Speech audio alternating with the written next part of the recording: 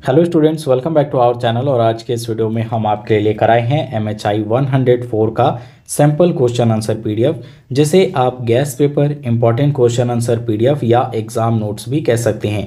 इस पीडीएफ का उद्देश्य है उन सभी स्टूडेंट्स की हेल्प करना जिन्होंने अपकमिंग एग्ज़ाम के लिए कुछ भी स्टडी नहीं किया हो, या ऐसे स्टूडेंट जिनके पास स्टडी करने के लिए कोई भी स्टडी मटेरियल अवेलेबल ना हो। सब्जेक्ट नेम है आपका युगों से भारत में राजनीतिक संरचनाएं।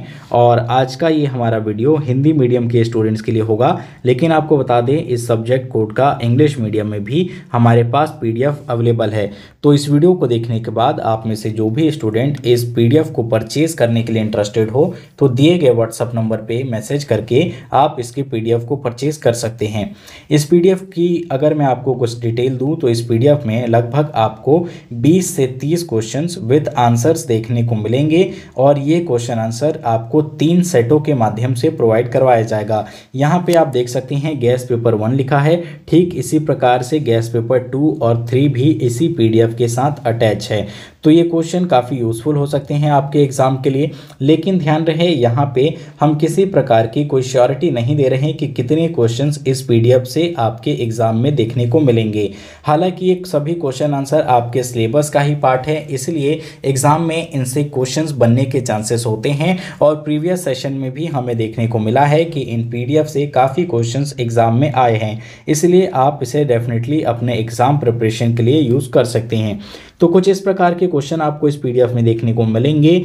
उत्तर औपनिवेशिक काल की राजनीतिक व्यवस्थाओं को औपनिवेशिक तथा राष्ट्रवादी धरोहर ने किस प्रकार प्रभावित किया। तो ये क्वेश्चन आपके लिए थोड़ा कन्फ्यूज़न भरा हो सकता है, तो इसको मैं थोड़ा और क्लेरिफाई कर देता हूँ। तो इसमें पूछा गया है कि उत्तर औपनिवेशिक काल यानी जब भारत आज़ाद हुआ तो उसके बाद की जो व्यवस्था थी भारत में, राजनीतिक व्यवस्था थी, तो उस राजनीतिक व्यवस्था में औपनिवेशिक और जो राष्ट्रवादी धरोहर थी, तो इनकी विचारधारा ने किस प्रकार से प्रभावित किया था।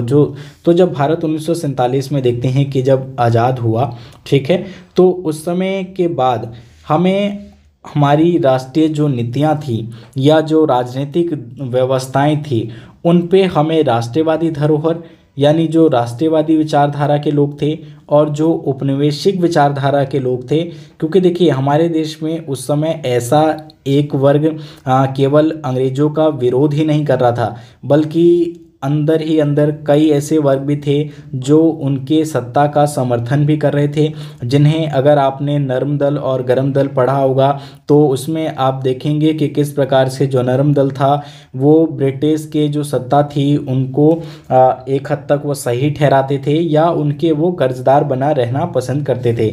लेकिन जो राष्ट्रवादी लोग थे उन्होंने इस विचारधारा का घोर विरोध किया और उन्होंने अपने नीतियों को अपने तरीके से लागू करने का प्रयास किया।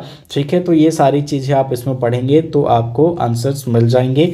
नेक्स्ट क्वेश्चन हो सकता है आपका, बौद्ध काल में भू क्षेत्रीय राज्यों के उद्भव की विवेचना कीजिए।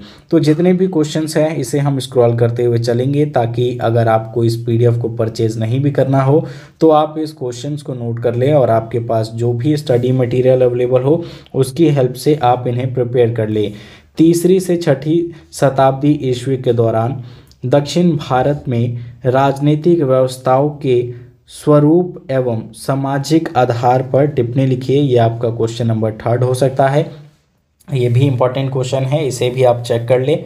नेक्स्ट क्वेश्चन की तरफ अब हम बढ़ते हैं, तो वो आपसे पूछा जा सकता है, प्रारंभिक मध्यकालीन भारत की ओर संक्रमण के विषय में विभिन्न मतों की संक्षिप्त व्याख्या कीजिए। तो यहाँ पे देख सकते हैं पॉइंट वाइज पॉइंट आपको आंसर दिए जा रहे हैं।